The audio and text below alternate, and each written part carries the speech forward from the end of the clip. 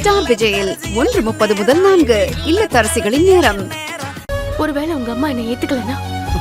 ஐயோ தேன, கண்டிப்பா ஏத்துப்பாங்க, எனக்கு நம்பிக்கை இருக்கு. இல்ல சார், ஒருவேளை ஏத்துக்கலனா? ஏன் தேன நெகட்டிவாவே பேசுறீங்க? அம்மா கண்டிப்பா ஏத்துப்பாங்க, நம்ம 2 பேரும் சேர்ந்து வாழலாம்.